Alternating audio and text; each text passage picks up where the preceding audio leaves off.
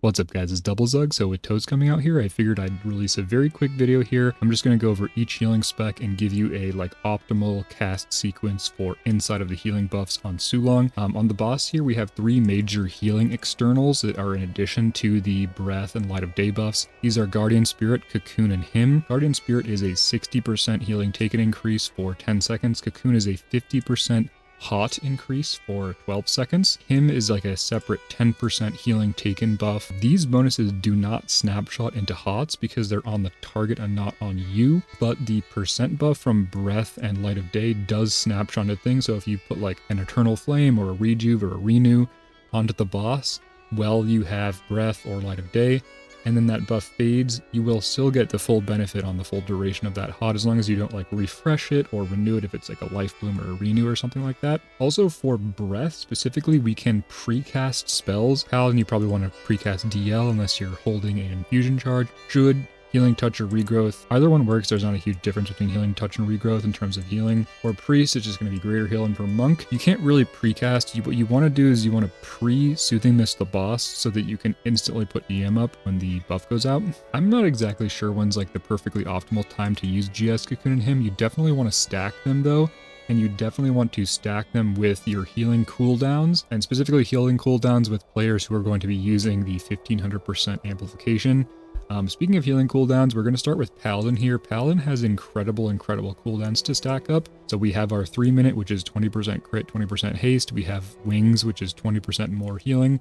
We have Holy Avenger, which is 3 charges of holy power per builder, plus 30% additional healing on builders. And this does actually affect flash heal if you use it on a beacon target, because it does technically generate holy powers. And of course, we have Guardian of Ancient Kings, which is the most powerful as it does double all of our healing. The one caveat here is this does not double Execution Sentence healing, and it doesn't double Eternal Flame hot healing, but it does double direct healing from Eternal Flame and also beacon healing. So Guardian, an incredibly powerful cooldown. You definitely want to be very particular about when you use this. Try to use this when you have 1500% amp and there's GS on the boss. Execution Sentence is quite strong. However, if you want a little bit more raid healing, you can always just run Light's Hammer and you won't be giving up too much. We also definitely want to be running Eternal Flame here, as it's just our strongest single target option, and the hot getting boosted by Cocoon is quite nice as well, but even without Cocoon, this is still very powerful. So when it comes to sequencing for Holy Paladin, there's a couple of different sequences I tested, mostly having to do with who you would choose to Eternal Flame. I also tested inside of your CDs with the healing amp and outside of CDs without the healing amp. So the first sequence I tested here is just spamming Eternal Flame into the boss, not worrying about clipping your hots, just maximum Eternal Flames directly into the boss. I found this option was by far the best when you have all the cooldowns up and all the amplifications. So things like GS plus Cocoon plus Guardian plus all your Wings and DF. You definitely want to just target the boss, Execution Sentence, Eternal Flame, Flash of Light, Eternal Flame, Flash of Light, Eternal Flame, all into the boss. And again, clipping those hots isn't too big of a deal. I also did test a sequence of Eternal Flaming the boss with the first Eternal Flame, using the second Eternal Flame on yourself. The hot is 50% increased when it's used on yourself, and Beacon Healing does transfer to TSULONG, and also Guardian does duplicate Beacon Healing. So this Eternal Flaming yourself was actually relatively decent. It is a loss versus Eternal Flaming the boss directly with all your CDs up. With all the CDs down, it's a slight less loss. So if you are taking a lot of damage and you feel a little bit unsafe, it's okay to send one Eternal Flame into yourself. However, Eternal Flaming any other player, so for example here I tested Eternal Flaming one of the tanks to do some extra beacon healing. You don't get that 50% amplification if you Eternal Flame somebody that's not yourself, and this was a quite significant loss. So if you are going to Eternal Flame anybody that's not the boss, always make it yourself. So there's a couple things we can do before we go into the sequence as well. First is pre-fish for infusion, so you can see with an infusion proc here, I can Divine Light in 0.9 seconds. This is going to allow us to replace one Flash of Light in our sequence with a Divine Light for just a slight increase to healing. This is not super important though. Next, we always want to go in with at least 3 Holy Power. If we have Holy Avenger, we only need 3. If we don't have Holy Avenger, we want to go in with 5 full Holy Power. We also want a pre-Flash of Light for the Flash of Light Glyph buff. I would definitely run Flash of Light Glyph on this encounter. It's going to do a lot of work, giving you an extra 10% multiplier on top of all the other multipliers. Is just really nice. Also, you won't have mana problems, so you don't need like Glyph of Divinity here. So our sequence here, if we have Executioner's Sentence up, is going to be pop all our CDs, press Executioner's Sentence, Eternal Flame the boss with our pre-stacked Holy Power, and then alternate spamming Flash of Light and Eternal Flame on the boss. So that's all of our CDs up. We Executioner's Sentence, Eternal Flame, Flash of Light, Eternal Flame, Flash of Light, Eternal Flame, etc. until the buff runs out. So very, very simple sequence there. If you aren't running Executioner Sentence, you can just replace this with the Eternal Flame and just add another Flash of Light into the sequence and you won't lose too much healing. The last thing to mention here is this is a great PvP 4-set boss for Paladin, because if we don't have Holy Avenger available and we go into like an Orb or a Breath, if we go in with 5 Holy Power, we can do a full sequence here if we have this PvP 4-set, because we can Eternal Flame down to 2 Holy Power, Flash of Light up to 4, Eternal Flame again to 1 Holy Power, Flash of Light to 3, and then Eternal Flame the last time, so we can do a full sequence with 5 Holy Power. Whereas if we didn't have this PvP 4-set, we would be forced to spend more of our time pressing Builders and less of our time pressing EF. So definitely a PvP 4-set angle here. You probably have to have pretty high eye level before this is worth dropping, especially if you're getting a lot of those orbs. So that's Paladin. Let's talk about Monk next. Monk, similar to Paladin, is actually quite strong at doing single target healing to the boss. We don't have access to the same stack of like throughput cooldowns like Paladin does, but EM, Soothing Mist, Surging Mist spam is just quite strong generally speaking, and all those spells getting amplified by Cocoon is quite powerful as well. We also have Thunder Focus Tea, which is allows us to double a Surging Mist, but you can also just use this for raid healing. It's not like a huge, gigantic increase to our single target healing. It's good, but you know, if you need the raid healing, you can use it for your rems. Also, something I've been meaning to test is whether or not if you get the buff and you TFT all of your rems and like refresh them all, do all the rems on the raid get the buff. Could be kind of cool for like just making your raid insanely safe with a bunch of choosed up pots. Also, one thing to mention here, I did run the numbers on remming the boss, and it's a slight decrease to your HPS over like Soom plus Surging Mist. If you don't have Cocoon, if you have Cocoon on the boss, rem is a slight increase. However, the 2 charges of rem that split off the boss and go to the raid also do get amplification, so it's worth losing a tiny amount of healing pressing rem on the boss versus continuing to channel Soom and Surging Mist, just to have those 2 gigahots on the raid, increasing your safety and your HPS overall. Also, something to mention for all the healers here is that you do have access to like a Reforge mount before this boss, like you can mount up in the raid, so it's very easy to Reforge off of Spirit here and go into like more throughput stats. So what I do here for Monk, if you're very focused on healing TSULONG, is probably Reforge to the EM haste breakpoint. I wouldn't go to like the next rem breakpoint, but this EM breakpoint is actually going to be quite powerful. And you can do similar things for the other healers, right? Reforging off of Spirit because you get so much mana from all the buffs in day phase, and reforging towards more throughput stats, you know, crit, mastery, haste, etc. So for Monk, we don't really have too much setup. The only real thing is like to pre-TFT for a bigger surge if you don't care about losing the raid healing. Other than this, we really just want to be pre-suming the boss as the buff goes out so we can instantly EM. And you also want to have 3 chi stored, so if you don't have 3 chi, get it somehow before the buff goes out. Also, something I confirmed on logs is that Soothing Mist channel does snapshot the buff, so if you have a Soothing Mist channeling as the buff drops, if you hold that Soothing Mist, all the rest of the ticks will get the benefit, so very small min-max here. So what is our sequence? With Cocoon up on the boss, we pre-Soom, EM instantly as the buff goes out, cast a rem on the boss, and then go back to Soothing Mist, Surging Mist spam, and then we want to refresh EM just as the buff falls off, and then we also want to hold that last Soothing Mist as long as possible. So to demonstrate this sequence really quickly here, we're going to be pre-Sooming on the boss. As the buff goes out, we EM, we rem, we go back to Sooming, Surging Mist spam, and then as soon as the buff is about to fall off, we EM and we hold our Soothing Mist as long as we possibly can. So pretty simple sequence. Again, if you don't have Cocoon, you can remove the rem and just go back to Soom, Surging Mist spamming sooner, but it's only a very small reduction in healing to rem, and it's a big raid healing increase.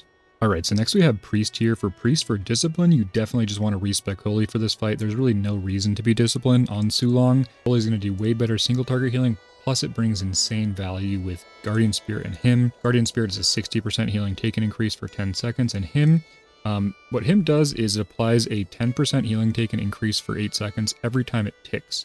So each tick puts up 8 seconds of this buff. So if you full channel it, you're going to get like 7 seconds for each tick and then 8 seconds after that. So it's like about 15 seconds based on, you know, your haste, stuff like that. So for sequencing here, there's actually some interesting stuff with like how you use your GS and Hymn.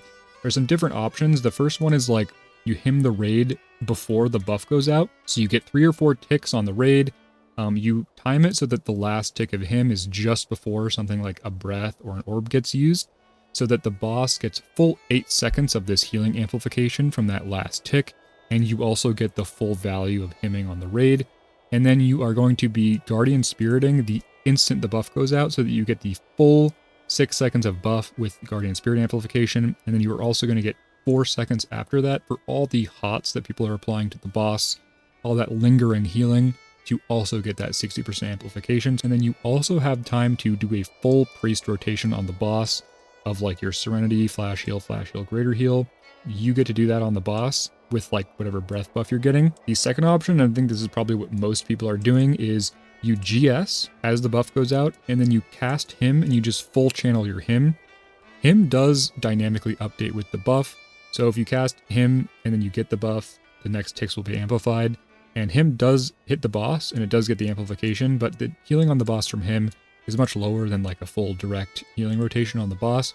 And what this sequence gets you is like that 15 seconds of 10% amplification. However, because you're going to be GSing exactly when the buff goes out to get the full 10 seconds of 60%, which is the biggest thing, this means that until you get the first tick of him, the 10% buff won't be on the boss.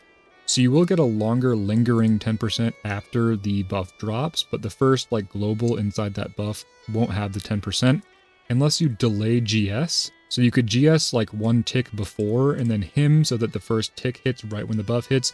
I think losing like a global of GS though is worse than losing a couple of seconds of this 10% amplification. This is probably what I would do here. So the trade-off here is you lose like 8-9 seconds of this 10% amplification after the buff falls off, so it will just be affecting HOTS. And instead of a full single target rotation on the boss, you're only getting like 3 ticks of him on the boss, which is going to be much less healing. So these are probably like relatively close, but I do think this option is a little bit better, especially like for your personal healing, but also just for raid healing overall. This is probably a little bit better unless you have a huge amount of hot specs in the raid.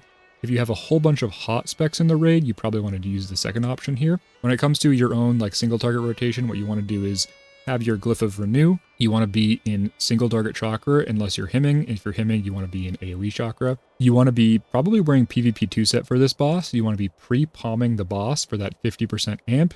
You want to pre-proc twist if the boss is over 35% HP. And then once you've done all this setup, your rotation is very, very simple. It's just Serenity, flash heal, greater heal, flash heal, etc. So that's your rotation. Very, very, very simple. One thing to mention though is that once you refresh your last renew inside of the buff, you don't want to refresh it again because you'll lose your snapshot on your renew. Not a huge deal. Renew isn't like a crazy amount of healing, but it's definitely worth not refreshing it again. All right, so next we have Druid. Druid's a lot more complicated here. There's a lot more sequences and there's a lot more options we have here with like Glyph of Blooming and stuff like that. So we'll go into this a little bit deeper here. First of all, though, Living Seed does not double dip like it did in Kata, so we can't really benefit from Living Seed. Also, the boss doesn't really take damage in day phase, so those seeds won't be proccing. So we do lose a little bit of our crit scaling by these Living Seeds not proccing. Also, Shroom was a hotfix. You might have noticed this for the race. If you looked at logs of racers and you were like, why are they bringing 3 Resto Druids in for TSULONG and then the Resto Druids aren't really doing that much healing? On beta, this was working where Shroom was scaling with the healing buff, and so you could, you know, put like a stamina set on, stamina flask, go bear form Ursoc, stack up a huge Shroom, get the 1500% buff, and then just like 2-shot the boss with a couple of Resto Druids, which was incredible. You could like 1-phase the boss very easily with this strategy, but it does not work anymore, so we have to do things the old-fashioned way, actually casting normal spells on the boss. I also tested if Treants inherited the healing buff, and they don't seem to, so Treants are definitely not an option here. We're going to be choosing between Soul of the Forest and Incarn, so whether or not we take Soul of the Forest or Incarn is going to significantly alter our sequencing, because if we take Soul of the Forest, we want to be figuring out which spell we want to juice with this inside of our 6-second window. I do think Soul of the Forest is just overall much better than Incarn. It's better than Incarn healing-wise slightly, even if you only have 1 day phase. And the second you have 2 day phases, it pulls way ahead. Also, it's just better for raid healing in between the amplification, so always go Soul of the Forest here. For 90 row, I'd probably take Heart of the Wild. Most of your healing is going to be done in the first day phase. This is 25% for like the whole day phase, which is really nice, but Nature's Vigil is also fine. It's not like that much worse. So once we've chosen to take Soul of the Forest, this is going to affect our sequencing, right? Because now we have to choose what we want to use Soul of the Forest on inside of our buff window. Life Bloom, Rejuvenation, Wild Growth, Regrowth, obviously not great options, just, you know, kind of a priori, but really we're choosing between whether or not we Soul of the Forest a Rejuvenation or a Life Bloom. So that's really what I tested here. Our first sequence is going to be a Life Bloom Soul of the Forest sequence where we precast Regrowth, we rejuve our first global, then we regrowth twice, Swift Mend into NS Regrowth to refresh our Life Bloom with the Soul of the Forest buff. Also, we get an extended Regrowth Hot with also the Soul of the Forest because they both snapshot together. I do think you want to unglyph Regrowth for this fight. It's a very slight healing increase, I think. So like with 3 casts of Regrowth in the window, we have 3 casts of Regrowth here, plus the precast, which doesn't really matter hugely. We need 8 ticks of the Hot to make up for the lack of healing, assuming, you know, not all the seeds are proc, which they aren't. And with NS and Soul of the Forest, we get 12 ticks, and without NS, we get 9 ticks. So it's a very slight healing increase, although this is not significant enough that if you like the Regrowth glyph for like tank healing or whatever, you can just take it, and it's not a huge deal. But I do think you might get like, you know, 1% more healing or something from not taking this glyph. So that's the first sequence. The second sequence is going to be using our Swift Mend Soul of the Forest on a Rejuvenation, so precast Regrowth, Swift Mend into Rejuve into Regrowth spam, ending off with an NS Regrowth. The third option here is going to be taking Glyph of Blooming, which is a very weird glyph that makes your bloom bigger and makes your spells not refresh Life Bloom. So this means we can set up our Life Bloom like refreshing it 5-6 seconds before the buff goes out, so that the bloom will happen inside of the buff window. And then the last sequence I tested here is a Rejuve focus sequence where you open with the Rejuve and then you spam some Regrowths and then you end with a Swift Mend Rejuve. So if we look at the ranking here, the Soul of the Forest Life Bloom option is by far the best. The only problem with this is that you can't cast direct heals after the buff drops because you'll cancel your Life Bloom snapshot. But I don't think this is a big deal. You can just go back to healing the raid, and the difference here is like millions of healing higher. So I think it's definitely the best option. Soul of the Forest Rejuve is the second best option. Glyph of Blooming is by far the worst, and the double Rejuve is just worse than the Soul of the Forest Rejuve. So if you're going to cast Rejuve, you want to cast only one with a Swift Mend, and generally speaking, I would tend towards the Life Bloom option. So to go over that sequence again really quickly here, first of all, we want to make sure FLO is under the boss. If possible, you want to snapshot this with like Healer Lust and Zerk. Also try to Zerk inside the Lust close enough that you can also get some of that Zerk value inside of a buff, either like an orb or a breath. All right, so again, that sequence is going to be keeping our efflorescence, make sure it's underneath the boss. We're going to be pre-stacking 3 stacks of Life Bloom on the boss. We're going to be pre-casting if possible. Regrowth, we're going to be Regrowth, Rejuve, Regrowth, Swift Mend, NS Regrowth to refresh our Life Bloom at the very end there. So that's the sequence. Not super complicated. Just make sure that you don't overwrite your Soul of the Forest Life Bloom at the end there. You want to use your Swift Mend, Regrowth as your last 2 globals inside the buff. All right, so last year we have Shaman. Shaman's like pretty simple. You kind of just a 2-button rotation here. First of all, though, Rain, HST, and Healing Tide Totem do dynamically update with the buff. So you do not need to recast Rain, and you can precast Healing Stream Totem and Healing Tide Totem, both of which will heal the boss. There's also some potential like AG Ascendance tech. I looked through logs and all the players that were playing AG were just like not playing it properly and not really utilizing it. So I think there is some potential to play AG on this boss and maybe do some extra boss healing, but the problem with this is that dropping conductivity just harms your raid healing so significantly that I don't think it's really worth it for a few million extra healing on the boss. But again, this is something where I could be wrong, and there could be some tech here that's like really crazy that I just don't know about and didn't theorycraft. Also, there's some potential on this boss for like persistence. You can pre-stack Healing Tide and HST before you get a 1500% orb. Also some more talent stuff here. Again, I'd probably take conductivity. When it comes to your 60 row, Echo the Elements is going to be like, I think it's a 6% proc chance. This will increase your direct healing on the boss, again, by like about 6%. The problem with this is that it does not affect Totem Healing, Riptide Hot, or Healing Rain, so it only affects your Healing Surges, direct part of your Riptide. So while maybe this is like a very slight increase to your single target healing to the boss, I probably would not take this. I would take either EM or AS, although Echo like maybe is some potential cheese for single target. For your 90 row, you might think Unleash Fury is going to be incredible here, but overall I think Primal Elementalist is much better. You get a lot of damage in the night phase from your Fire Ellie, and then for the entirety of the day phase, you can have your Earth Ellie channeling, which is going to give you 20% defensiveness, as well as that 10% healing buff, and 10% healing buff on every heal you cast inside of the buff window is, I think, going to be at least competitive, if not better than 50% buff on one heal. And the one thing for glyphs here is you definitely don't want to take Riptide. You want the bigger direct healing on your Riptide because you're probably going to be using it inside of your window. So when it comes to sequencing for Resto Shaman, again, there's really not that many options.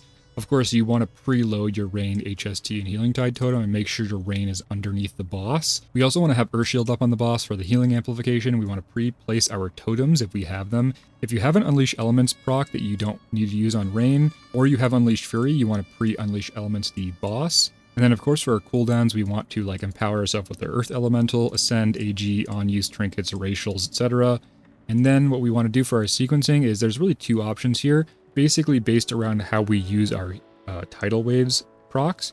So the first one here is to use our first 2 tidal waves procs on a precast healing surge, then we're riptiding to get 2 more tidal waves procs, and then we're healing surge. The second option here is just to fully spam healing surge. This means our first 2 healing surges are going to have that 30% crit. Our next 3 are not.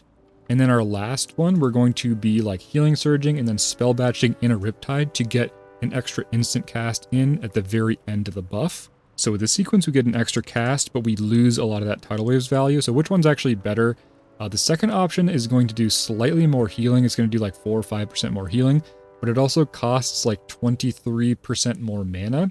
So if you're getting a lot of orbs and your mana is infinite, you can do this second option.